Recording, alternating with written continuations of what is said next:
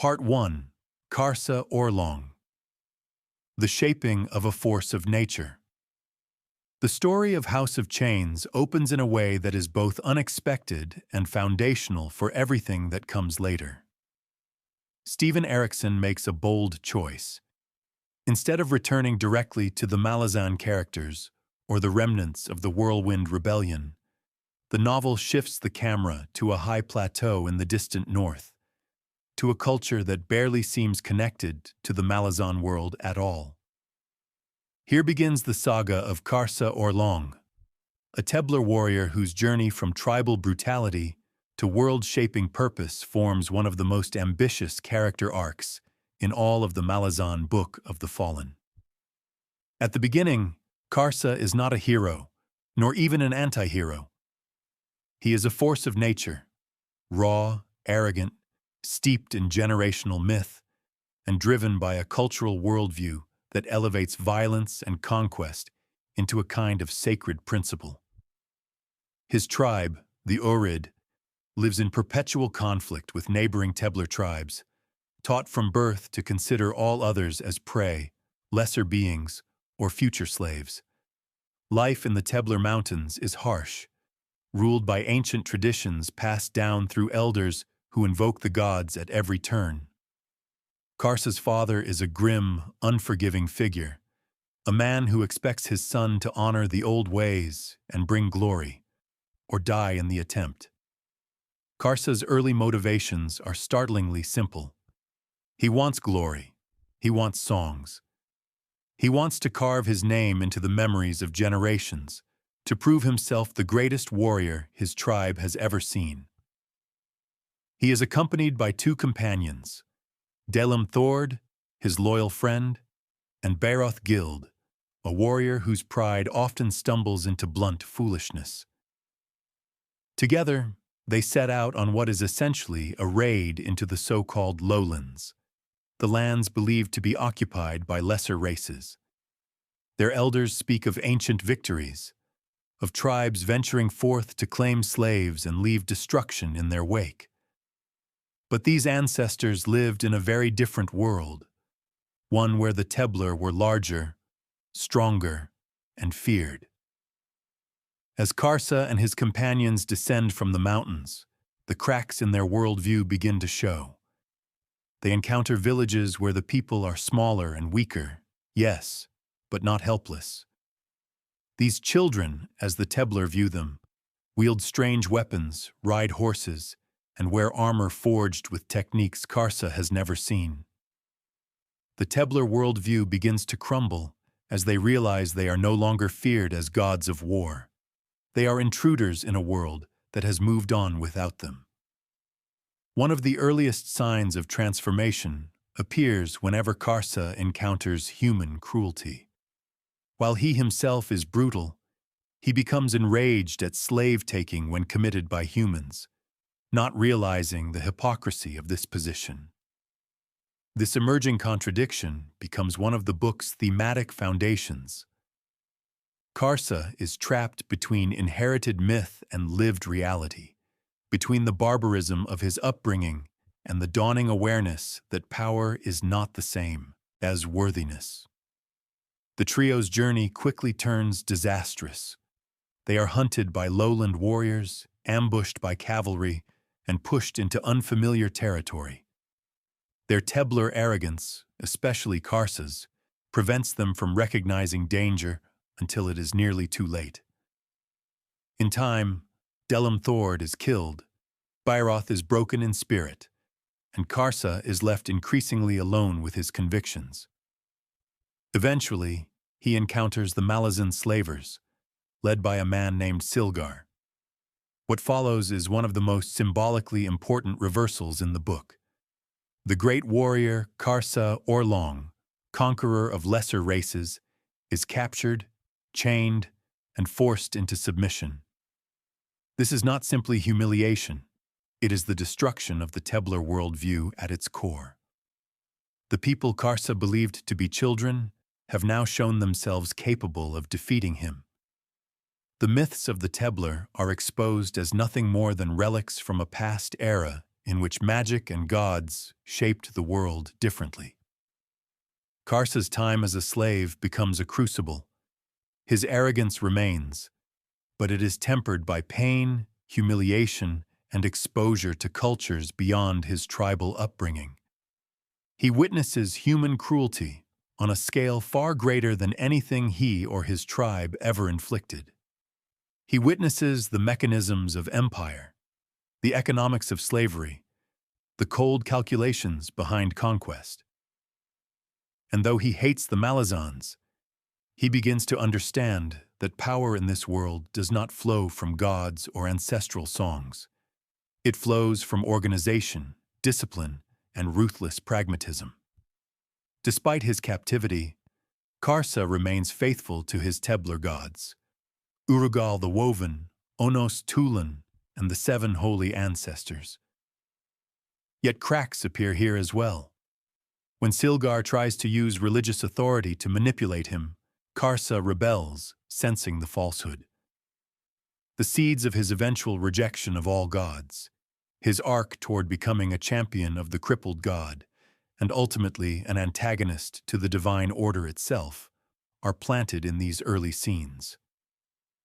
Eventually, through sheer resilience and ferocity, Karsa breaks free, kills his captors, and escapes. His path leads him to the mysterious Azath house, a nexus of ancient magic where chaotic forces are bound by a living, semi-sentient architecture. To Karsa, the Azath seems an obstacle, a prison, a place of enemies. Yet he cannot resist its pull. Within its realm, he confronts spirits, memories, and powers that push him further along his trajectory of transformation. Inside the Azath, Karsa experiences something deeper than physical imprisonment. He confronts the consequences of ancestral violence. The very swords carried by the Tebler, he learns, are imbued with the lingering spirits of the people they slaughtered. The holy guidance the elders always invoked was, in fact, the whisper of the dead, victims trapped within the weapons, pleading for release.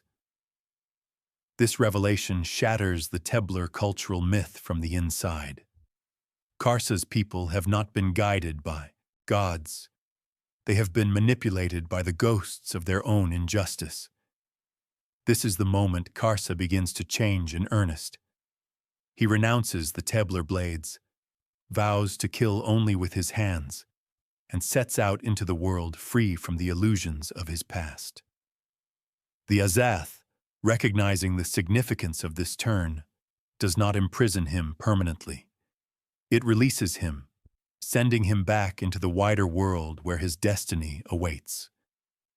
By the time Karsa leaves the Azath house, he is no longer merely a warrior seeking glory. He is a man forged through contradictions, shaped by tribal violence, tempered by slavery, awakened by revelation, and now driven by a new, more complex notion of justice. He becomes something many characters in the Malazan universe fear, and rightly so. A person who believes that the world's injustices are rooted in divine manipulation, and that the only answer is to break the power of the gods themselves.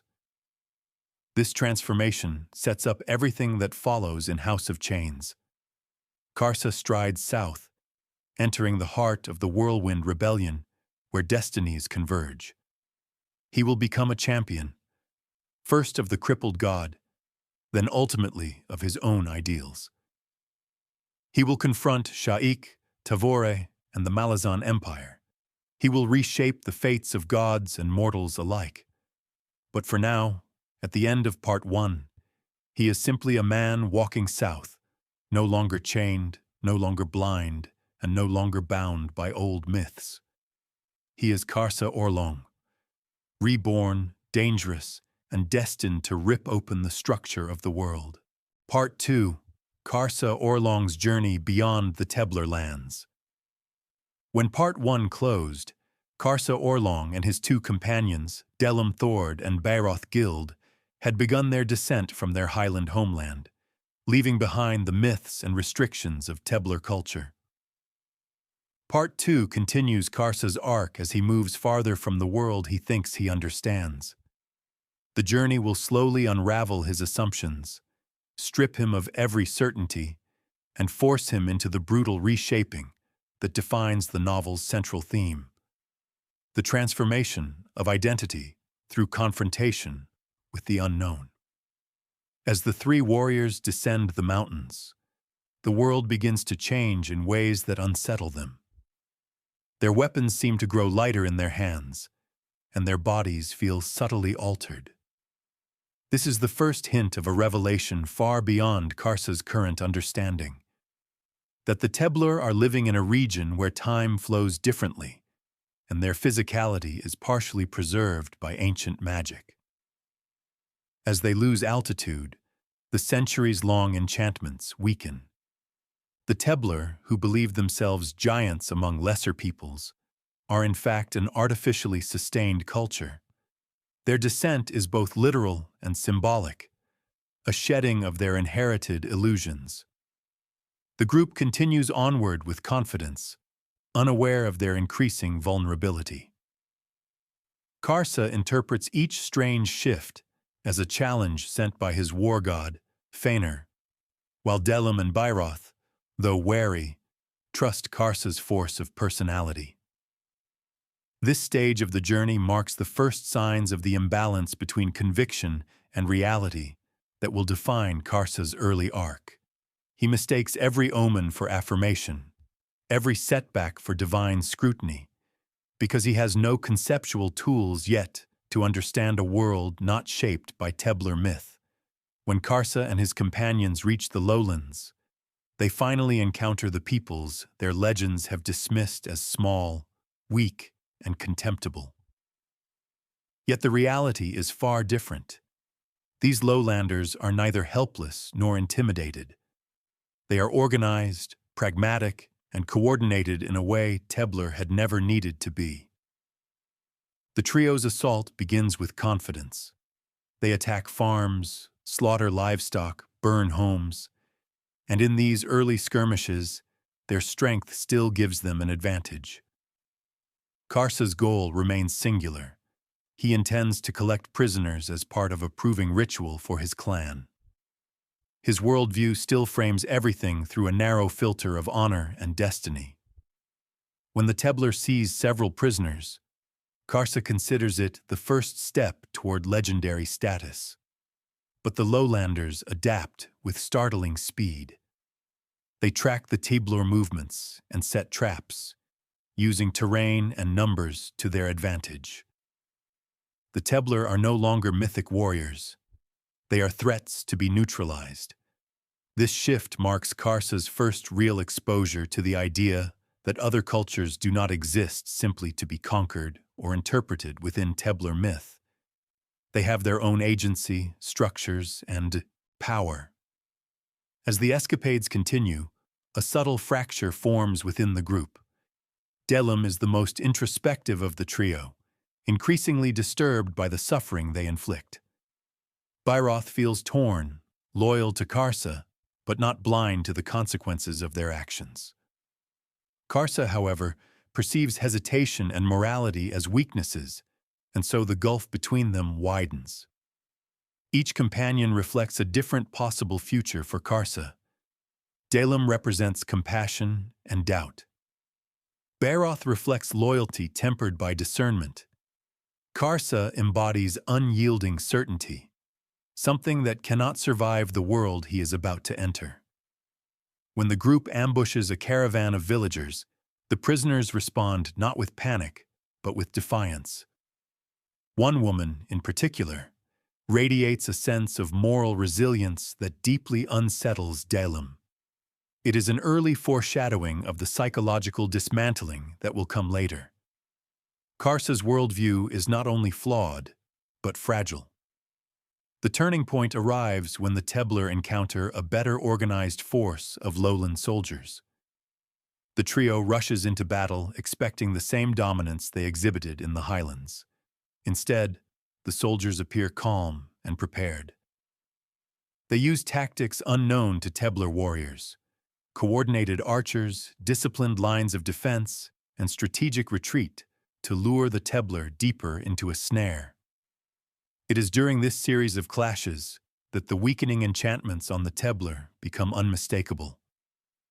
Karsa, for the first time in his life, experiences fatigue. His blows feel slower. His strength is no longer mythic. He reacts with rage and denial. But the world does not adjust to his anger. In a key moment of symbolic significance, Baroth is severely wounded. Karsa carries him to safety, but something begins to crack in the Tebler's spiritual foundation. Baroth, in pain and disillusionment, finally questions their path. Karsa responds with fury, insisting that their destiny is ordained. The split deepens. It is Dalem who tries to mediate, but his empathy is becoming increasingly incompatible with what Karsa demands from his companions. The group is no longer united by ambition. They are now held together solely by proximity and fear of the unknown. The Tebler are eventually overwhelmed by a counterattack. Dalem is killed. Baroth, broken both physically and spiritually, dies soon after. Their deaths serve as catalysts for Karsa's evolving psyche. They represent the collapse of the two mirrors that could have offered him alternative paths. Karsa himself is captured in a dramatic reversal of power. The mighty warrior who once relished subjugating others now finds himself bound, beaten, and dragged across terrain he once believed was beneath him. His captors treat him not as a mythic threat, but as an exotic specimen, a dangerous barbarian whose brute strength is less important than his potential utility. This is the beginning of Karsa's transformation into a slave. The chains placed on him are not merely physical. They are symbolic tools that begin reshaping his identity.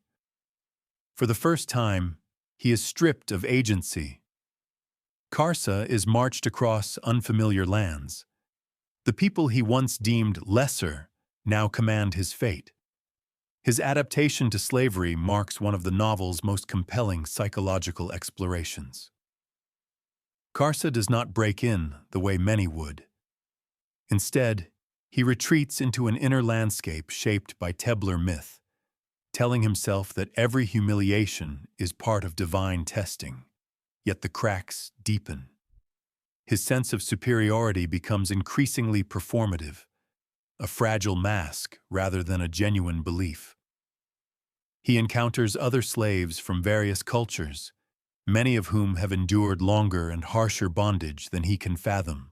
Watching them persevere or collapse forces Karsa to reconsider his assumptions about strength and weakness. Ironically, it is during this stage, when he is completely powerless, that his first steps toward true self-awareness begin. Eventually, Karsa is delivered to a city beyond anything he could have imagined, a place dense with politics, sorcery, and intrigue. The urban environment is a sensory assault. Everything contradicts the Tebler understanding of hierarchy. Magic is not the divine, distant force he believed it to be, but an everyday presence woven into civic life. He is sold into servitude under a man named Torvald Nohm, a small-time criminal with a gift for surviving through humor, wit, and adaptability. Torvald becomes a critical figure in Karsa's psychological evolution. Where Karsa sees the world in rigid terms, strength, honor, destiny, Torvald sees shades of gray, opportunities within chaos, and systems to exploit rather than resist. Their dynamic becomes the core of this section of the narrative. Torvald does not challenge Karsa through violence or superiority, but through perspective. His irreverence toward authority, gods, and tradition creates a new conceptual space for Karsa to consider. For the first time, Karsa's worldview is not challenged by an enemy or captor, but by an equal, someone who survives through intellect rather than muscle. Part 3. Chains Broken. Identity reforged. Karsa's transformation and the shaping of a future Toblakai. As Part 2 drew to a close, Karsa had been sold into slavery within a sprawling lowland city, his worldview narrowing and expanding at once as humiliation and disorientation wrestled with pride and stubborn belief.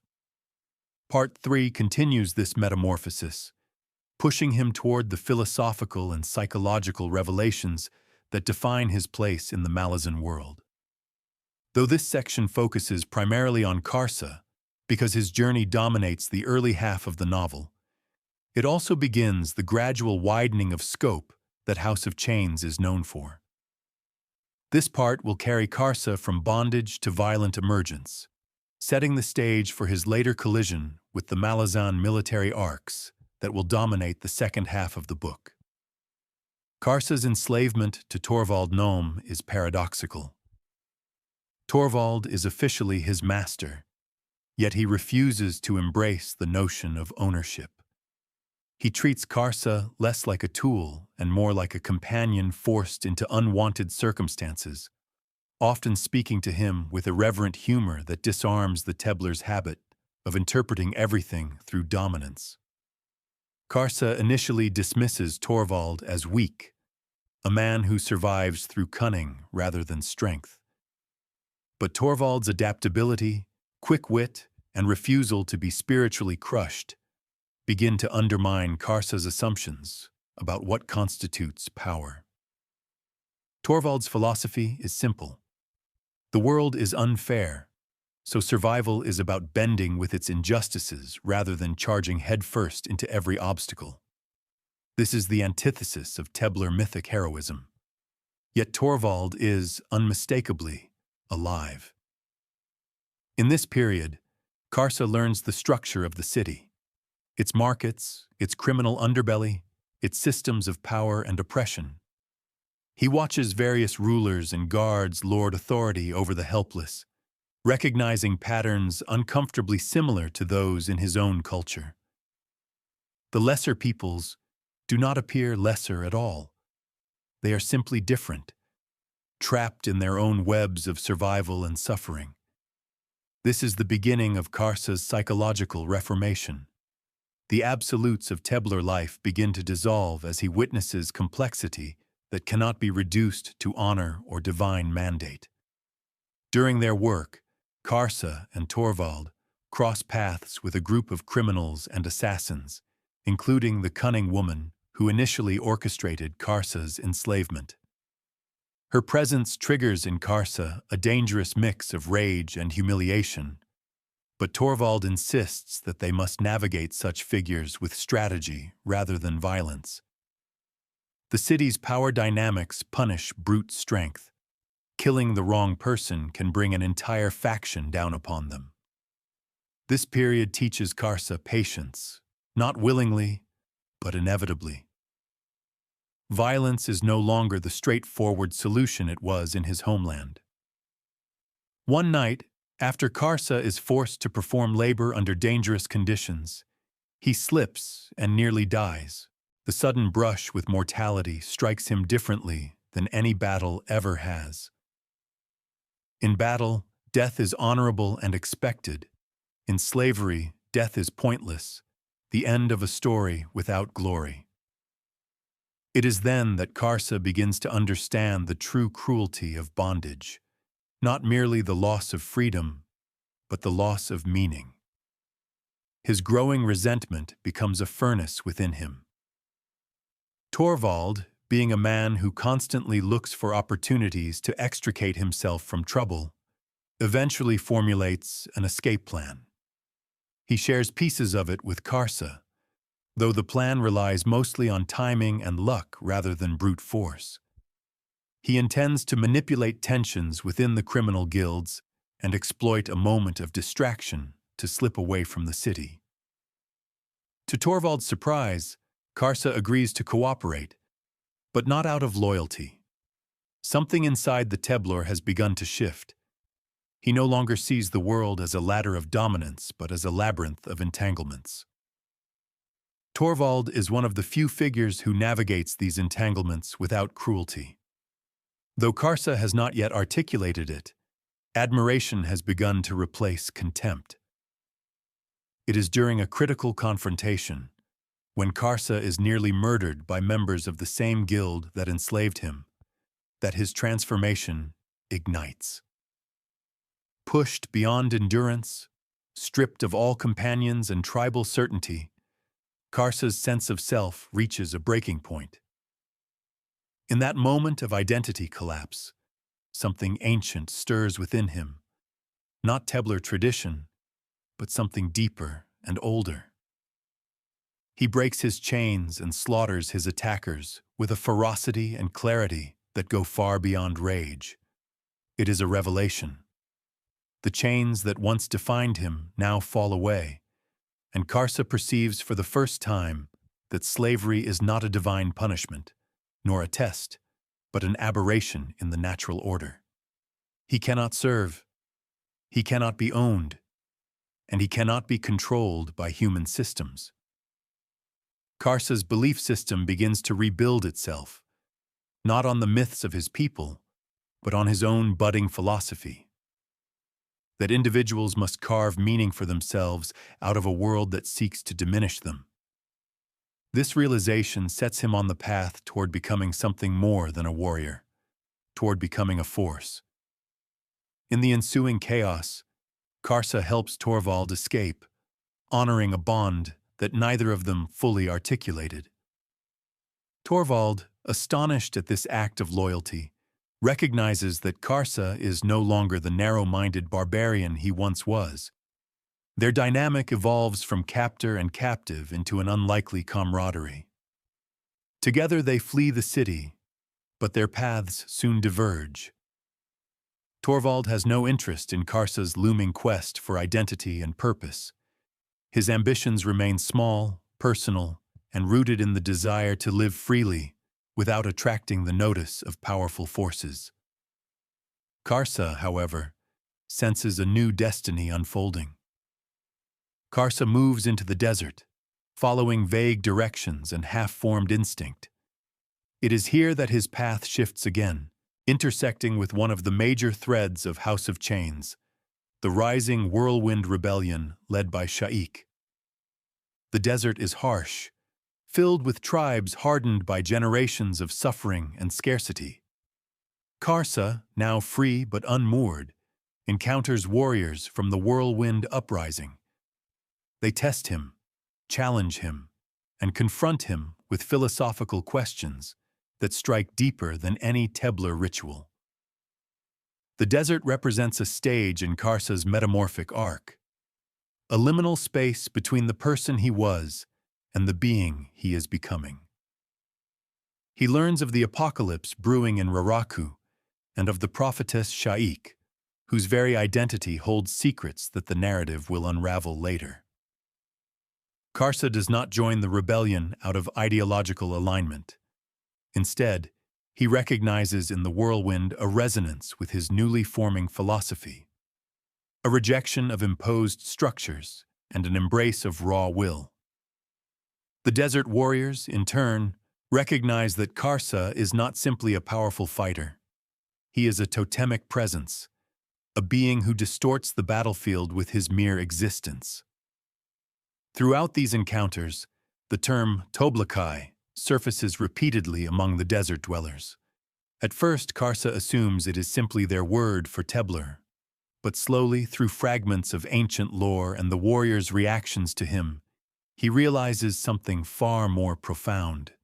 The Tebler are the degenerated descendants of a far older and mightier race, the Toblakai, children of the mysterious and terrifying Imas-era godlings. This revelation detonates within him. It is the final destruction of his inherited myths.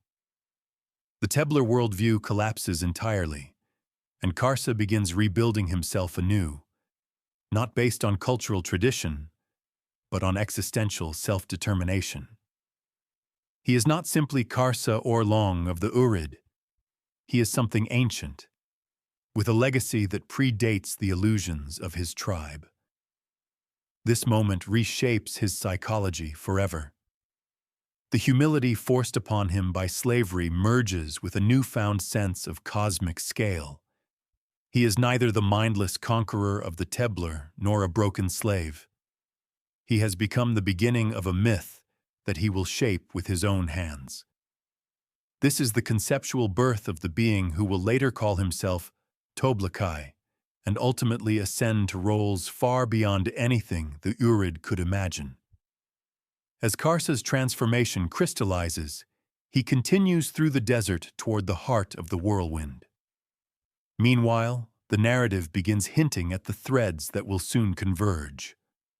Tavore Paran's Malazan 14th Army is assembling on the far side of the continent. The Whirlwind Rebellion is preparing for a grand expansion. The forces of the apocalypse await a champion. And into this chaos walks Karsa Orlong, reborn, sharpened, and untethered from the limitations of his upbringing. By the time he reaches Sha'ik's camp, he is no longer a man searching for destiny. He is a man ready to impose it. Part 4. The Spiral of Power. Schemes, loyalties, and the slow collapse of the whirlwind. As the Whirlwind Rebellion gains strength in the desert, the forces surrounding it begin to shift in ways that reflect deeper currents of ambition, fear, and long-simmering political tension. Corbolo Dom and Kamist Relo, the two most prominent commanders beneath Sha'ik's banner, maneuver for influence within the rebellion's upper ranks, each seeking to position himself as the true power behind Felisin's throne. Corbolo, with his reputation as a ruthless Malazan defector, carries a sense of authority born from military prowess, while Relo relies on his arcane cunning and his belief that the goddess's favor can be bent to his advantage. Yet both men underestimate the instability at the heart of the rebellion, a fragility born not only from internal rivalries, but from the spiritual weight pressing upon Sha'ik herself. Felisin Reborn becomes increasingly isolated as the weeks pass. The goddess's presence within her does not empower her. Instead, it fragments her sense of self, amplifying her paranoia and deepening the gulf between her and her followers.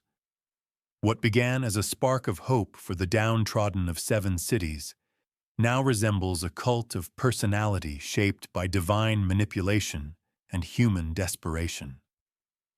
Felisin is both figurehead and prisoner, carried along by visions she cannot fully interpret and decisions that seem to originate from somewhere outside her consciousness. Those around her begin to sense that the whirlwind's purpose is slipping from mortal hands, drifting into a realm of prophecy and madness that defies strategy or reason. Amid this growing instability, Laoman of the Flails emerges as one of the few voices of discipline.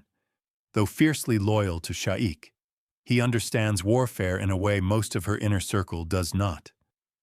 Laoman sees the logistical failures, the lack of coherent planning, and the corrosive effects of unchecked fanaticism.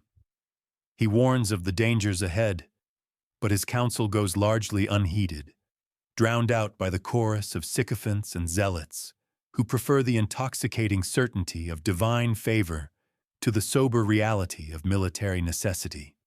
Leoman's pragmatism, however, keeps the rebellion from faltering entirely.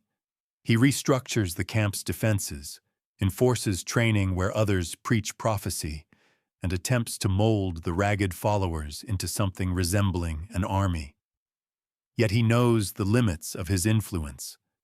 The rot is too deep, and the goddess's will too erratic. While the rebellion turns inward, the Malazan Empire moves with deliberate calculation. High-fist Malik Rel's political machinations seep into every corner of the 7 cities theater. His alliance with Corbolo Dom is an alliance of convenience and deceit, a partnership built on mutual desire for power rather than shared ideology. Malik Rel's religious posturing masks a cold ambition that stretches far beyond the desert conflict. He seeks to leverage the chaos of the whirlwind to reshape imperial politics in his favor, manipulating public opinion through carefully crafted narratives. By reframing Coltain's heroic chain of dogs as a blasphemy rather than a legendary act of sacrifice, he clears a political path for his rise. Tavore's mission into Raraku is, in part, a reflection of Malik Rel's growing influence, an attempt to discredit potential rivals and to consolidate his role as pontiff of the Wiccan faith. These political tensions set the stage for the Malazan mobilization led by Tavore. Her newly formed 14th Army, composed largely of untested recruits and a handful of seasoned officers, begins the march toward the desert with a mixture of quiet determination and unspoken dread. Tavore's leadership style remains enigmatic. She offers no grand speeches, no sweeping declarations of purpose. Instead, she leads with a disciplined, almost ascetic calm. Her soldiers interpret this silence in different ways. Some see resolve, others see detachment, and a few sense a hidden sorrow they cannot name. Fiddler, who understands the Perrin family better than most, feels the tension beneath her surface composure. He suspects there is more driving Tavore than imperial command, though he refrains from speculating on the nature of her private burdens. Alongside Tavore's advance, the Tilan Imas thread grows in significance as Onrak and Troll Sengar continue their unlikely partnership. Cast out from his own people, Onrak embodies the tragedy of an ancient race bound by an oath that long ago ceased to carry meaning. His interactions with Troll reveal cracks in the rigid worldview of the Imas, suggesting that even beings sculpted from ritual and war can evolve. Troll, still reeling from the betrayals within his own Teist Ader lineage, begins to recognize parallels between himself and Onrak, forging a bond rooted in shared disillusionment. Their journey through the warrens and forgotten landscapes of the world becomes a quiet counterpoint to the chaos in Raraku, hinting at older, deeper forces moving beneath the rebellion's surface. Back in the desert, Bidithal continues his predations in secret, exploiting the rebellion's internal disorder to satisfy his vile impulses. His actions poison the spiritual heart of Sha'ik's camp, creating ripples of fear and despair that further undermine morale. Only the presence of individuals like Leoman and, for a time, Karsa Orlong prevents the complete moral collapse of the whirlwind's inner circle. Karsa himself, though initially drawn into the rebellion's orbit, grows increasingly disenchanted with its leadership. He evaluates the cause not through tactical or political measures, but through a brutal moral calculus based on strength, honesty, and personal freedom. From his perspective, the rebellion reeks of weakness, of people hiding behind divine commands and manufactured destiny. His contempt for such dependency grows with each passing day, setting the stage for his eventual break. The crippled god's influence also deepens during this period. His unseen presence threads through dreams, rituals, and violent outbursts, twisting the rebellion's spiritual core. What Sha'ik and her followers perceive as divine messages are often distortions crafted by the chained ascendant, nudging events toward outcomes beneficial to his long-term plans. The whirlwind, rather than a sacred uprising, is revealed to be another tool in the crippled god's far-reaching manipulation. A storm seeded to destabilize the continent and prepare the ground for greater disruptions. The goddess may be powerful, but even she is vulnerable to corruption from a force that specializes in exploiting suffering, despair, and fractured belief. Throughout all of this, Tavore's march continues with grim inevitability.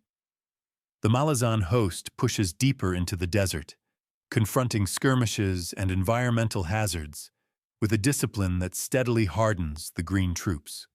Fiddler's guidance proves invaluable, as his memories of the chain of dogs allow him to anticipate dangers others cannot. Each encounter reveals more about the whirlwind's unraveling structure, suggesting to the Malazans that the rebellion's strength is a facade masking internal decay. And yet Tavore remains cautious. She knows that chaos can be most dangerous when cornered, and that divine influence rarely collapses quietly. By the time the Malazan forces near the heart of Raraku, all the tensions seated in this period have reached a breaking point. The rebellion's leaders are consumed by infighting. Tavore's army has forged itself into something far more formidable than when it began, and the supernatural forces at play have entwined themselves around mortal ambitions with suffocating intensity. The desert becomes a crucible of converging destinies, each thread drawn inexorably toward the confrontation that will shatter the whirlwind and reshape the futures of everyone who survives. Part 5. The Turning of the Knife. Intersections of fate, betrayal, and revelation. As Tavore's 14th Army pushes deeper into Raraku, the psychological landscape of the soldiers begins to shift in ways that mirror the tightening noose surrounding Sha'ik's rebellion. The recruits who once marched with naive bravado now find themselves coming to terms with both the physical and metaphysical nature of the desert. The vastness of the Raraku Sea strips them of illusions, cutting each soldier down to their essential core. Tavore remains a distant figure at the army's head, yet her very silence becomes a kind of leadership.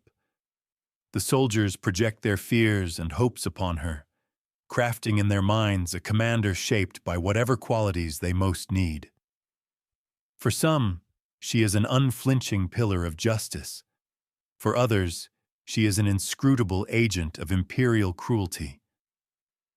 Fiddler watches these shifting perceptions with a veteran's detachment, knowing that soldiers often need myths to carry them through war, even if those myths have little in common with the truth.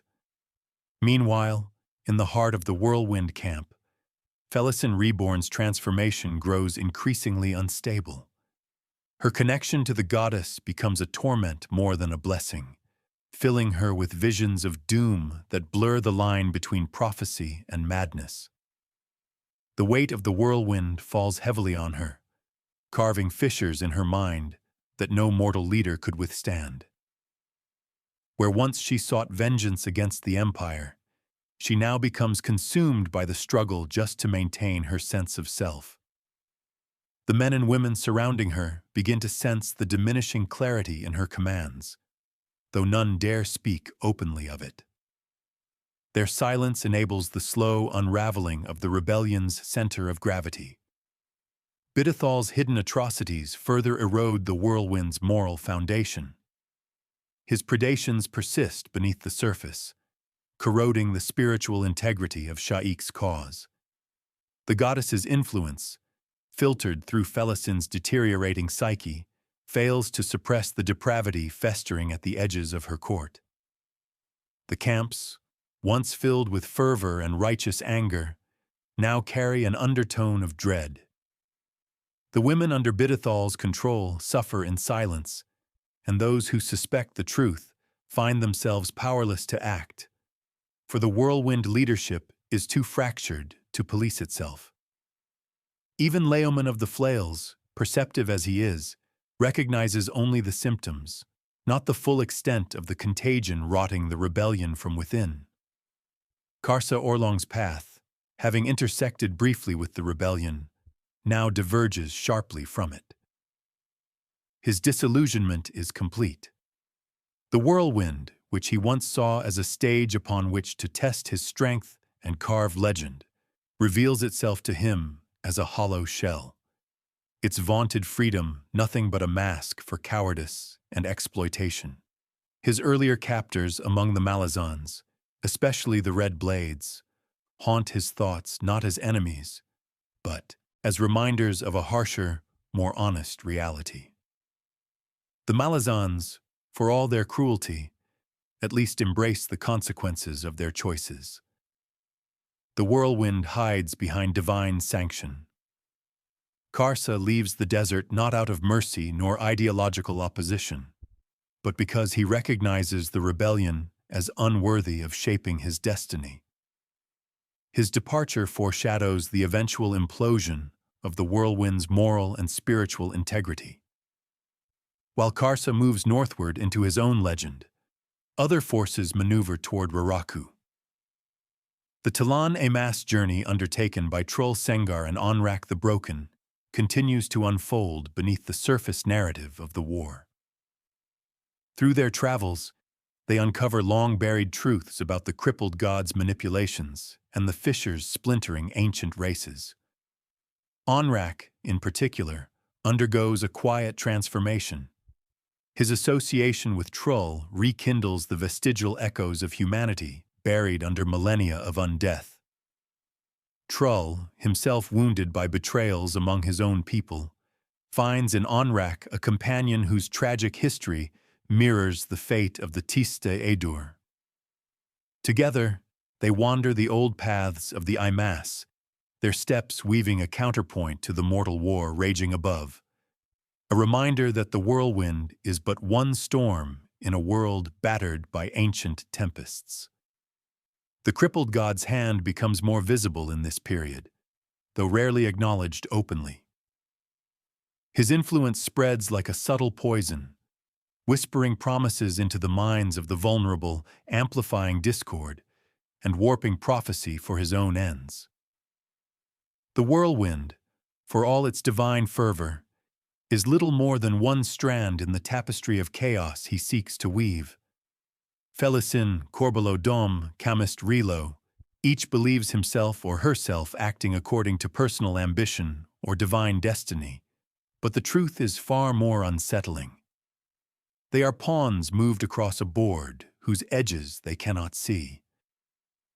Even Tavore's march, though grounded in imperial duty, intersects with these larger forces in ways she cannot yet comprehend. As the Malazans draw nearer, the whirlwind leaders find themselves confronted by the consequences of their own divisions.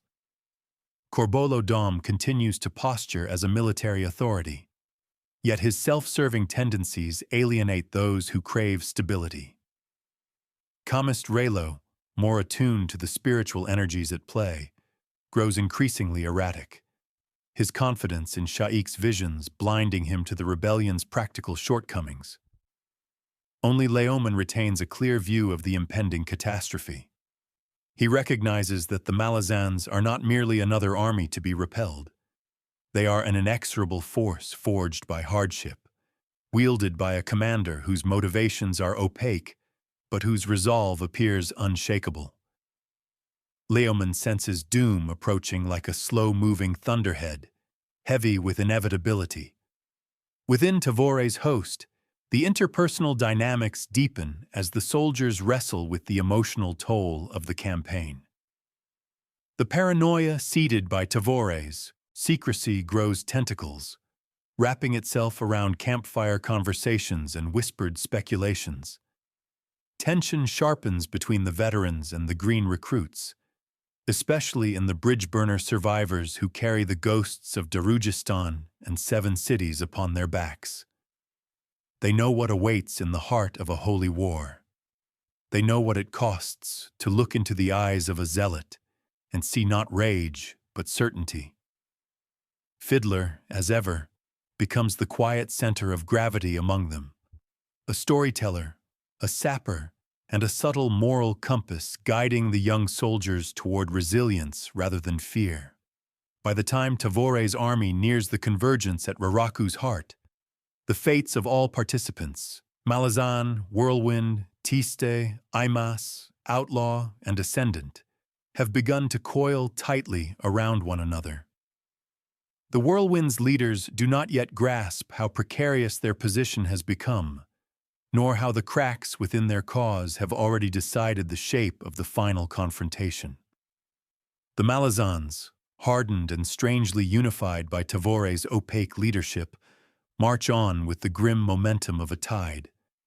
Ancient powers stir beneath the desert sands.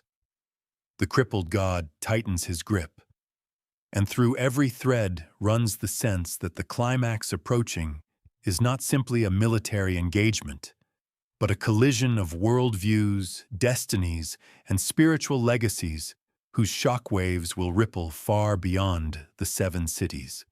Part 6. The Fall of the Whirlwind. Destiny, Ruin, and the Breaking of Chains. As the various forces spiral inward toward Raraku, the tension becomes almost unbearable, as though the desert itself holds its breath. The whirlwind goddess stirs at the center like a vortex of malice and desperate hope, a presence shaping the minds and movements of everyone who has been drawn into her storm. For those within the rebellion's encampment, the air grows thick with paranoia. Felisin's authority continues to erode, not through overt challenge, but through a quiet, pervasive loss of faith. The goddess's whispers grow harsher and more insistent, pushing Felisin toward decisions that leave her commanders increasingly wary. There is a sense among even the true believers that something has gone deeply wrong, that their holy cause has rotted from within. Felisin herself feels this discord, experiencing it as a mix of spiritual pressure and psychological exhaustion. She recognizes that her own emotions, her own damaged psyche, give the whirlwind something to latch onto, and she fears she is becoming an instrument of destruction rather than liberation. And yet she cannot stop herself. The convergence pulls her onward, and she allows herself to be swept with it. Karsa Orlong watches this deterioration with a cold, detached clarity. In the beginning, he was content to follow the rebellion because its chaos aligned with his own need for purpose. But now he sees the weakness in its foundation. He sees a prophetess consumed by demons of her own making, commanders too divided or depraved to inspire loyalty, and a goddess whose promises ring hollow. Karsa's emerging philosophy rejects the very notion of submitting to a divine plan. The whirlwind is just another set of chains, and he will not wear them. As he observes the evacuation plans, the frantic preparations, and the squabbling among the inner circle, he feels only affirmation. These people are not his people. This cause is not worth dying for. At some point, something inside him clicks into place. His break with Shaikh is not dramatic, not punctuated by a shouted refusal or a single violent act. It is simply a matter of will. He stops obeying orders. He stops caring what any of them think. He becomes a mountain walking through a collapsing camp, untouched by the panic that spreads around him. Leoman of the Flails sees this change and understands it instantly. Leoman is a practical man, a soldier who respects discipline and clarity of purpose. Karsa is neither disciplined nor predictable, but he is honest in his independence. And in that honesty, Leoman recognizes something powerful. He does not attempt to stop the Toblakai from preparing his own path, nor does he warn Shaikh. Leoman has already accepted that the rebellion cannot be saved. He has reached the point where survival is the only thing left that matters. Meanwhile, Tavore's army approaches the desert with grim determination. The 14th Army, untested in battle, moves as one body under the pressure of its commander's silence.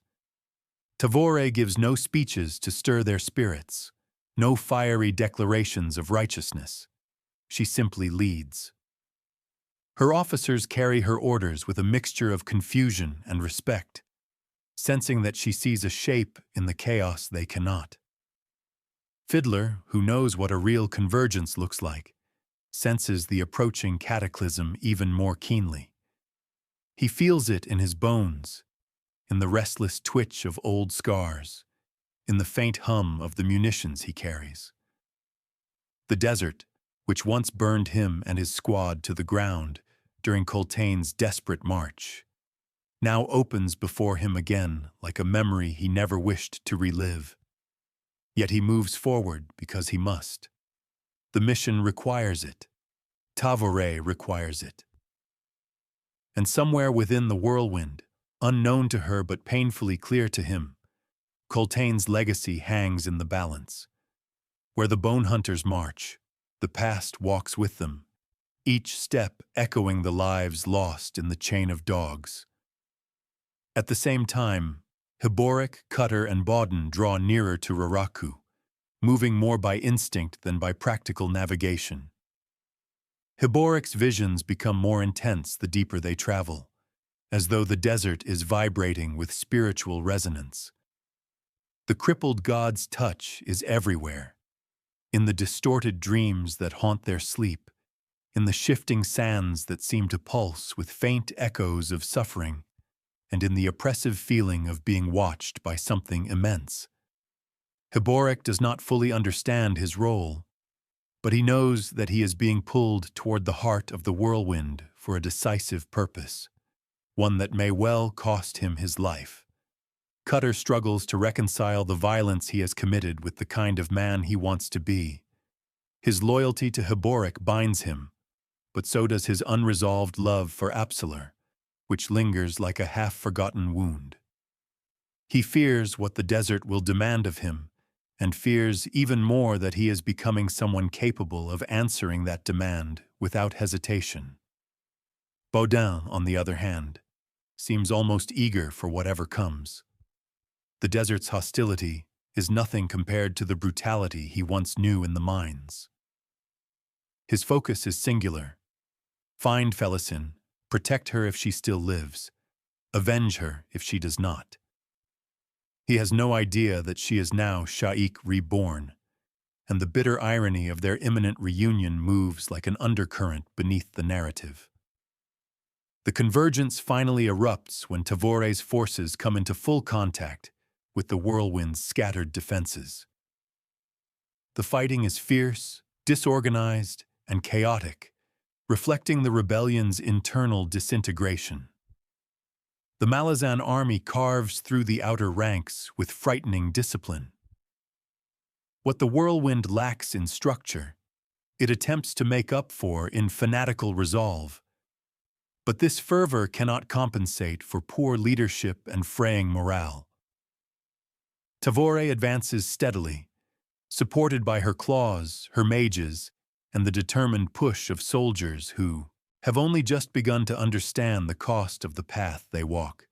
Fiddler operates like a seasoned veteran, using the desert terrain to their advantage, guiding troops through dunes shaped like death traps, and placing charges where they will cause maximum disruption to the rebels' movements.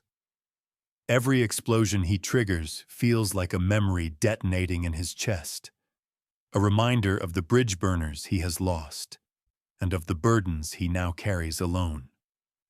Inside the whirlwind camp, panic accelerates. Felisin issues commands that contradict each other. Kamist Relo prepares desperate strategies that no longer fit the situation. Bidithal flees like a rat abandoning a sinking ship.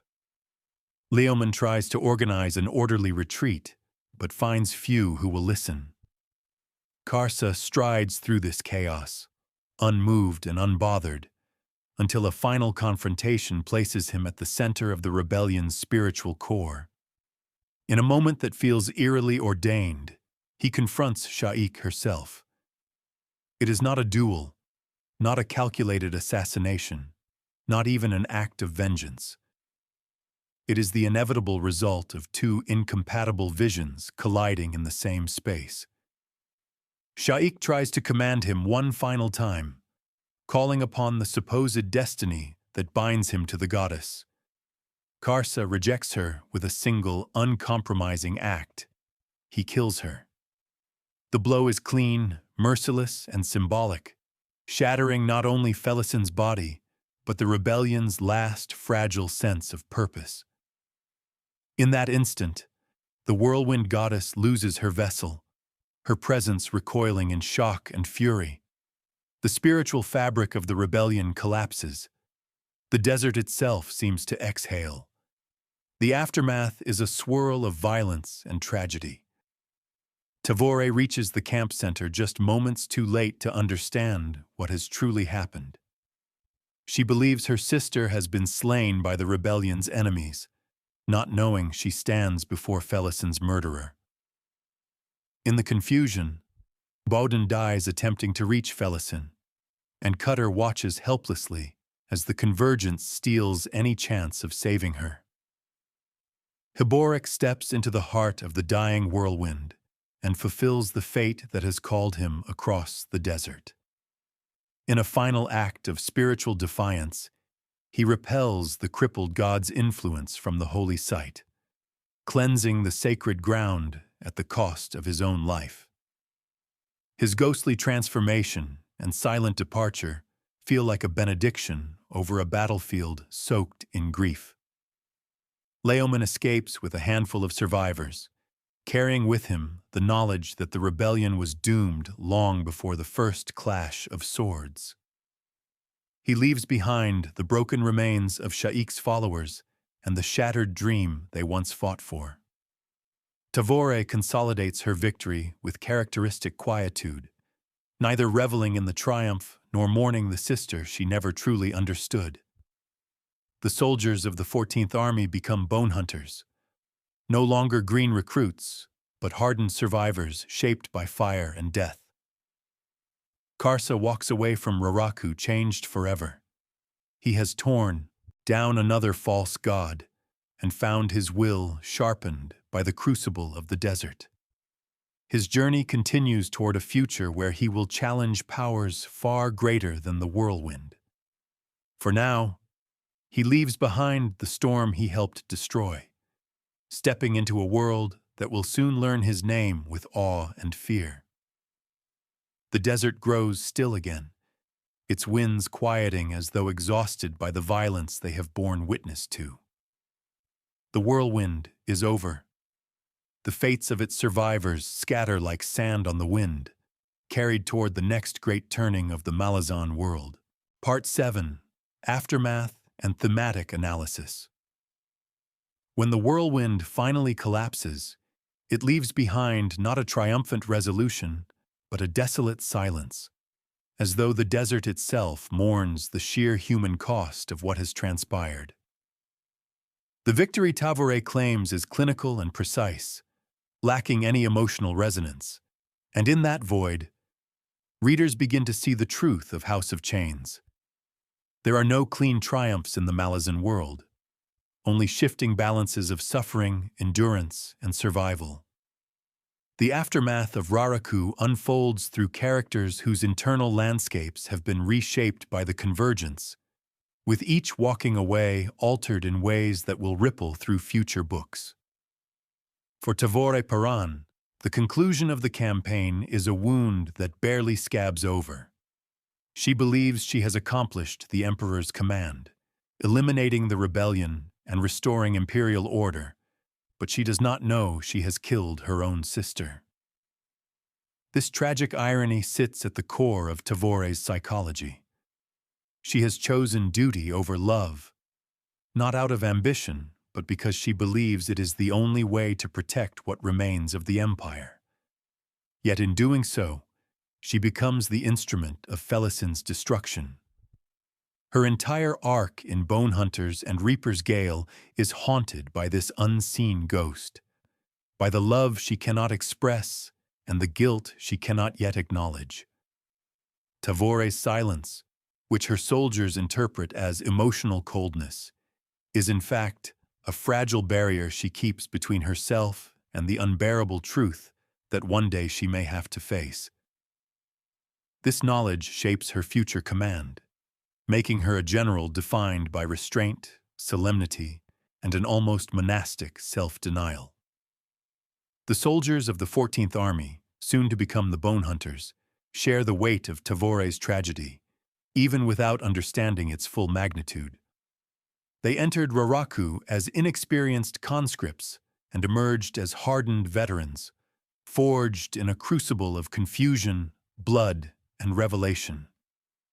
They have seen the cost of idealism and fanaticism, the fragile line between liberation and tyranny, and the impossibility of satisfying every demand placed on an empire's soldiers.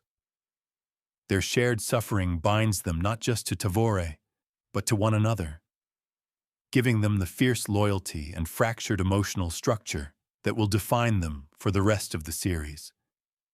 In many ways, House of Chains is where the Bone Hunters are born, not through a singular moment, but through the accumulation of pain and survival. For Karsa Orlong, the aftermath of Raraku represents the final shedding of a life defined by false idols. His rejection of Sha'ik and the whirlwind is not merely political, it is spiritual. Karsa's worldview crystallizes into a coherent personal philosophy. No mortal or immortal being deserves dominion over his will. Not gods, not empires, not traditions. The collapse of the rebellion cements his belief that oppression often disguises itself as destiny or faith.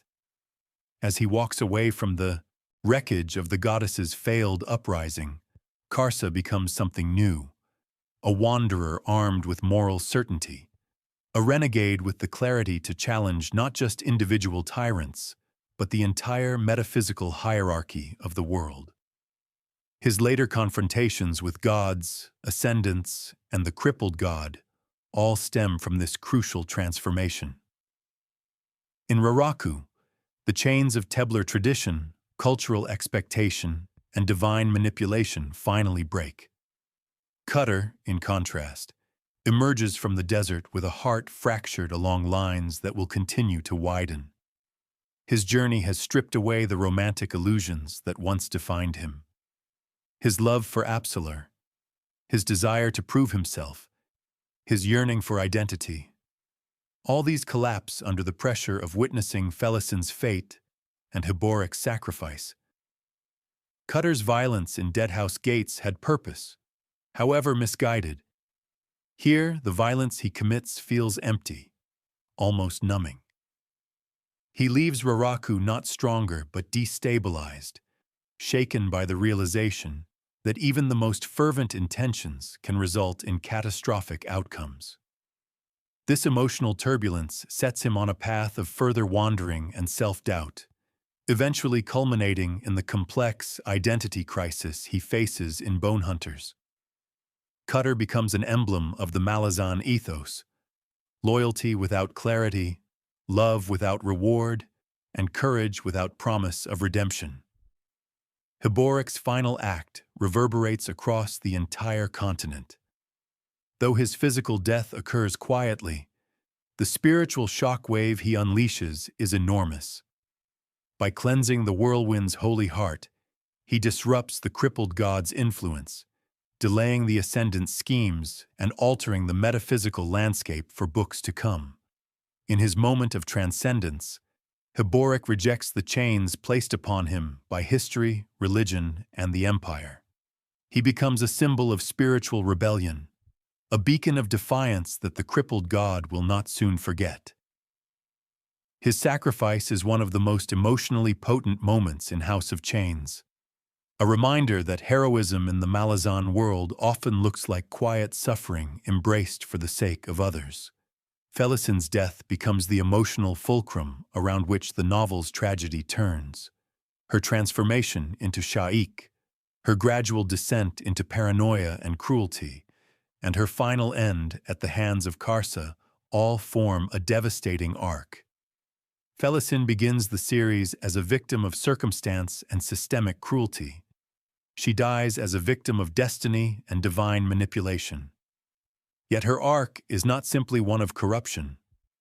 It is the story of a young woman whose trauma was never addressed, whose pleas were never heard, and whose attempts to reclaim agency led her into the teeth of a god that cared nothing for her suffering. Her tragedy is not only personal, but thematic. Felisin's death underscores the harsh reality that not all stories in the Malazan world are tales of redemption or growth. Some are warnings. Some are mirrors held up to the cost of power and the blind spots of empire. Leoman of the Flails survives, but he carries with him the smoldering embers of disillusionment. He sees clearly what Karsa saw. The whirlwind was doomed long before Tavore's army crossed the desert. Its leaders were corrupt, its goddess inconsistent, its purpose hollow. Leoman's flight is not cowardice but acceptance that idealism cannot flourish under poisoned leadership. This acknowledgement plants the seeds for his future choices, aligning him with forces and philosophies that stand outside the Empire's shadow. Leoman emerges as one of the few characters who can look at the rebellion's corpse and understand why it died. Not because the Malazans were too strong, but because the whirlwind rotted from within. The greater spiritual and political cosmos of the Malazan world also shifts. The crippled god's influence has been weakened, but not destroyed. The whirlwind was one of his gambits, a means of fracturing the empire and drawing powerful mortals into his orbit. Though the rebellion collapses, the crippled god learns. His schemes evolve, his agents reposition. The chaos in Raraku becomes a prelude to the even greater upheavals that will sweep the continent in Bone Hunters, Reaper's Gale, and Dust of Dreams. At the same time, the Talan Emas and the broader history of the world continue to stir beneath the surface, hinted at through Trull Sengar and Onrak's growing significance. The wounds of ancient wars and betrayals bleed once more into the present. Psychologically, House of Chains stands apart in the series for its unflinching exploration of autonomy, trauma, and the weight of choice. Karsa's rejection of divine tyranny, Felisin's disintegration under spiritual and emotional pressure, Cutter's unraveling identity, Tavore's self-imposed emotional exile. Each narrative speaks to the burden of agency in a world hostile to individuality. The novel repeatedly asks, what does it mean to choose when every choice is shaped by trauma, history, and unseen powers? What does it mean to remain human when gods walk the battlefield? Thematically, the book interrogates the nature of rebellion. The whirlwind uprising is presented not as a noble cause corrupted, but as a movement fundamentally flawed from inception. The hunger for vengeance, the sanctification of suffering, and the absence of a cohesive moral foundation all ensure that the rebellion will consume itself.